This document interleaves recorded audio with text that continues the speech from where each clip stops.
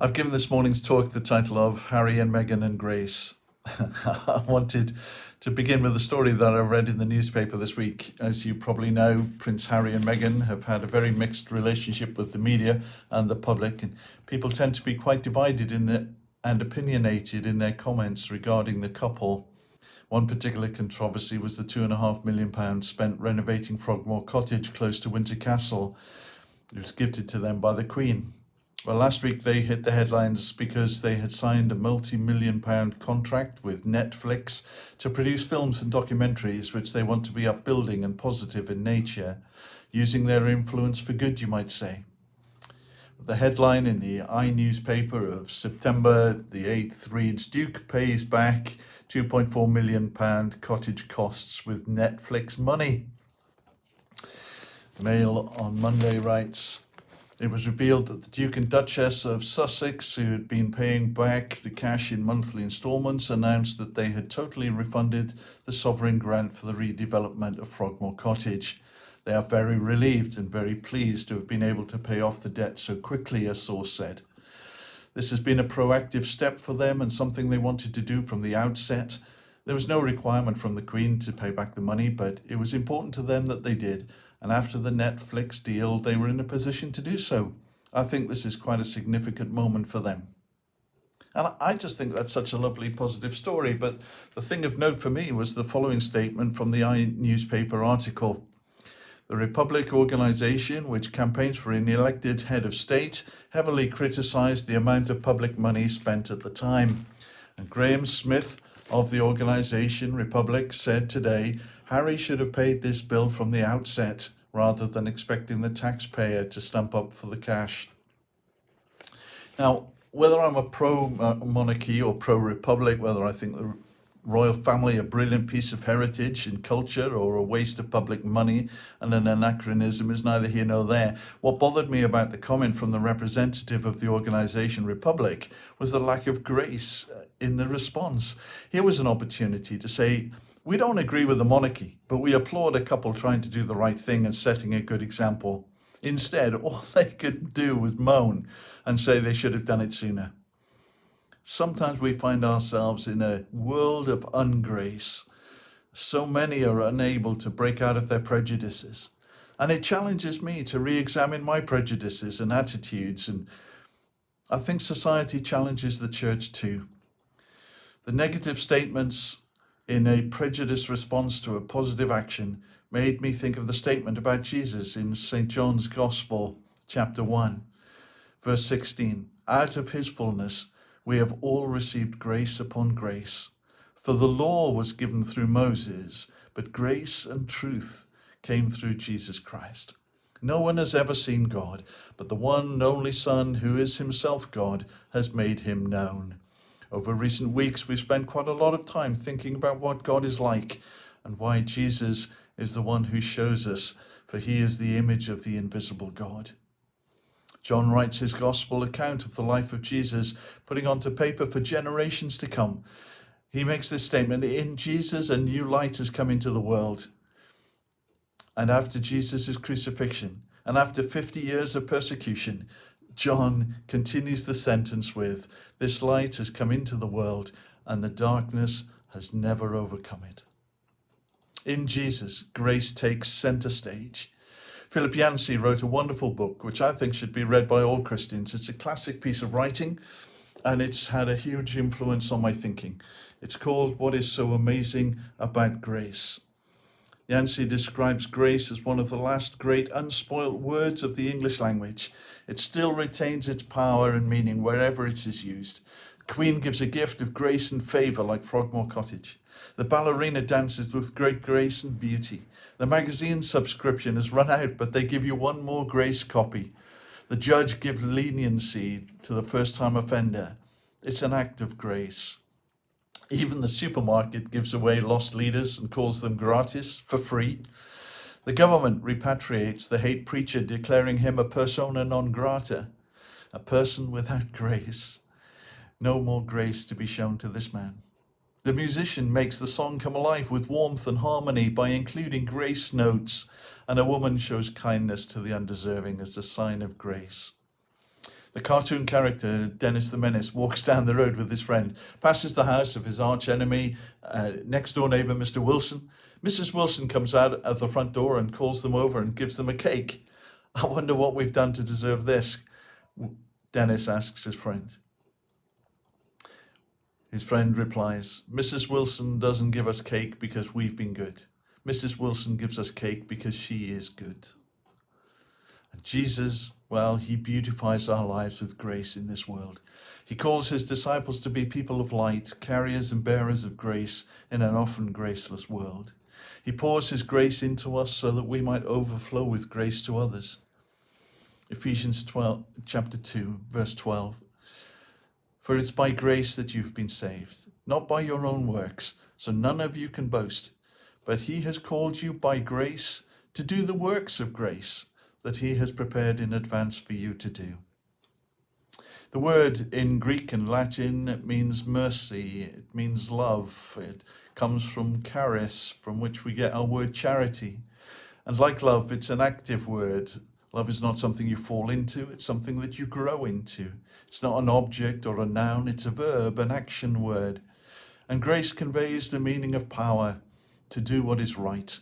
When God gives us grace, it is the grace and the power and the strength to do what he wants. The grace and the strength and the power to do the right thing. God's grace is the power to overcome the things we find almost impossible to manage in our lives. The things we find most difficult, the times we feel most weak and vulnerable. We pray for God to remove these difficulties sometimes, but often the greatest courage we can have is simply to get up in the morning and face another day. To discover that in our weaknesses we can find his strength. To discover the bravest thing we can do is to ask for help, his help and the help of others. That's what's so beautiful about the grace being shown in Sandy at the moment through the COVID-19 crisis. The Sandy Good Neighbours scheme and the Sandy All In It Together scheme. There are many dozens of people helping one another, sometimes with the gardening, sometimes with shopping, sometimes just a listening ear, sometimes with advice, sometimes walking alongside to help get that advice. It's grace in action, and it's a lovely thing in a world that sometimes is characterized by ungrace. The great apostle Paul, in his second letter to the Corinthians, chapter 12, defends his reputation by listing some of the qualifications that he has for his ministry. And then he gives us this very personal, very delicate insight into the courage needed to face the chronic ongoing difficulties. Therefore, he writes, in order to keep me from becoming conceited, I was given a thorn in my flesh, a physical reminder of what is wrong with the world, to torment me. Some people speculate that he was losing his sight. He says, 3 times I pleaded with the Lord to take this away from me, but he said to me, my grace is sufficient for you, for my power is made perfect in weakness. Therefore, writes Paul, I will boast all the more gladly in my weaknesses, so that Christ's power may rest in me. That's why, for Christ's sake, I embrace weakness, in insult, in hardship, in persecution, in difficulties. For when I am weak, I find myself strong.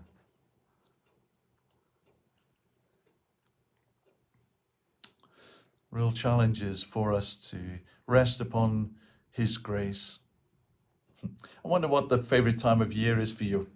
Some like harvest, some love Easter, some love the summer coming up. I've always liked Christmas. As a child, I loved getting presents, and I would hunt them out during the weeks leading up to Christmas. I would sneak a peek beneath the Christmas tree, unwrap the corner of the parcel and have a little look. I would stay awake until the early hours waiting for the presents to be delivered to our bedroom door, and then I would open them all and then go back to sleep. Last year, I was given a present from Hannah, my wife, and all neatly wrapped up. I opened it up and found it was a book, and a memory stirred. And I said, darling, isn't this the same book that you gave me last year? Yes, she said, and I am going to go on giving it to you every year until you read it. So I decided, perhaps hoping that I get something else for Christmas this year, perhaps I better read it this summer. You know that Anna is a woman of her word, and I was afraid she might give it to me again at Christmas. The book is called Vanishing Grace. It's a follow-on from the book that I mentioned earlier, again by Philip Yancey, and I'd recommend it to everybody to read. Philip Yancey is somebody who has influenced Anna and I in our thinking. We love his books. Bono, the lead singer of U2, writes, "It's a lot to expect authors themselves to live up to the magic of their own words, and it's very special when they do. Philip Yancey has a way about him that can only be described as graceful." These books by Philip Yancey come highly recommended by Nikki Gumbel of the Alpha course, and I'm glad I picked up this book, Vanishing Grace. It's a book for the moment. It's a book that I would recommend. Whatever happened to the good news of the church? Evangelion comes from the Latin and the Greek. It means good news. Good news is where we get the Old English word gospel from. So how come the word evangelism or evangelical has become such a negative concept to the world? This second book on grace is another must-read. Grace is not limited to the church. In fact, sometimes it's hard to find it in the church. Grace is to be found in many unexpected places, and the COVID crisis has shown that, as I've already said, many times and many places here in Sandy, many different people exhibiting grace.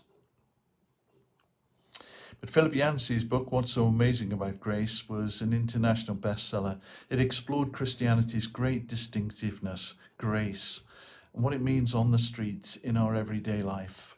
And in this new book, he returns to the question, what does the church have to offer a broken world? And why do outsiders so often view Christians so negatively? This, the contributors write, say, this is a milestone book for those who are trying to live out their faith and to make sense of it in a changing landscape today. You can find copies of this book online. Buy it secondhand for just a couple of pounds. Recently, Anna and I watched the film called Amazing Grace, telling the story and the struggle of William Wilberforce to pass the law stopping the slave trade and banning slavery in the British Empire. He found strength in his weakness and together with others discovered that God's grace is sufficient to overcome the greatest of obstacles. There's a rendition of that great hymn written in 1772 by Wilberforce's friend, the Reverend John Newton, who was rector of Olney in Bedfordshire. He was ashamed of his former life as captain of the slave ship, and it never fails to move me emotionally. This version of it, sung by ex-President Barack Obama at the funeral of those killed by racism and hatred in Charleston shooting in church in January 2017. At the same time, in February 2017, Stormzy, the British grime artist born in Croydon, he released another more modern song in two parts. It echoes similar things about God's grace for a new generation. It headlined at the Glastonbury Music Festival in 2019. It's called Blinded by Your Grace. You can find both of these in a search on YouTube. In their own way, they both touch my heart powerfully, even though they're written 250 years apart. For grace is timeless and eternal, powerful and effective. It's the distinctive mark of the Christian life. How will people ever know whether we are true followers of Jesus or merely cultural Christians? John chapter 13, Jesus says at the Last Supper, "It's by your love that people will know that you are my disciples." The secret, writes Paul in his letter to the Philippians in chapter 4, is to think about the good things of life, to think about whatever is good and whatever is noble, whatever is pure, whatever is positive. Fill your mind with these things, and then, by God's grace, a peace will come, a peace that goes beyond what you could understand. It will come mysteriously. It will come unexpectedly. A peace that will help you in today's world, in today's circumstances, to find and hold on to his grace, to find power in your weakness, and discover that as you lean upon him, he is faithful, for he is our Father who is in heaven.